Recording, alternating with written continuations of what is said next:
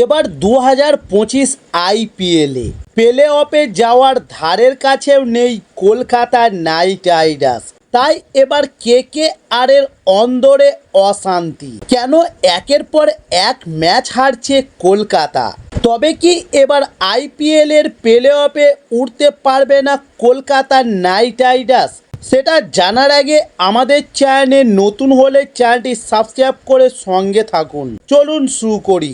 এখনো পর্যন্ত এবারের আইপিএলে ৮ ম্যাচের মধ্যে ৫টিতে হেরেছে কলকাতা এবং ৩টিতে জয়। তাই একেবারেই গতবারের ছন্দে নেই defending champion Kolkata Knight Riders. Punjab কিংসের পর গুজরাট টাইটান্সের বিরুদ্ধেও লজ্জার হারের পর দল নিয়ে এবার মুখ খুললেন কেকেআরের মেন্টর ডেন ব্রাভো। তবে কী কারণে দলের এমন শোচনীয় অবস্থা তা নিয়ে বড় কথা বলে দিলেন কেকেআরের মেন্টর।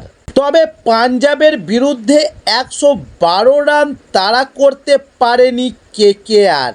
মাত্র ৯৬ রানে অল আউট হয়ে গিয়েছিল কলকাতা নাইট রাইডার্স। এরপর গুজরাটের বিরুদ্ধে ১৯৯ রান তাড়া করতে ঘরের মাঠে ৩৯ রানে হারতে হয়েছে কলকাতাকে।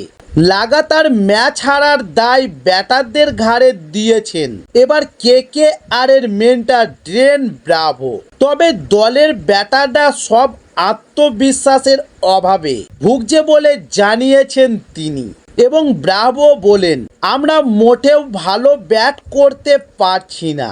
আইপিএল খুব কঠিন প্রতিযোগিতা, যেখানে শুরুটা ভালো না হলে আত্মবিশ্বাসের অভাবে ভুগে প্লেয়াররা। আমাদের ক্ষেত্রেও সেটাই হচ্ছে। আমাদের মিডল অর্ডার ভালো ব্যাটিং করতে পারছে না, তবে সেটা দূরত্ব সম্ভবত ঠিক করতে হবে। তবে এবার ব্রাভো পুরো ব্যাটিং লাইন আপকেই কাঠগড়ায় তুললেন। তবে একা রাসেলের ঘাড়ে দোষ চাপাতে নারাজ ব্রাভো।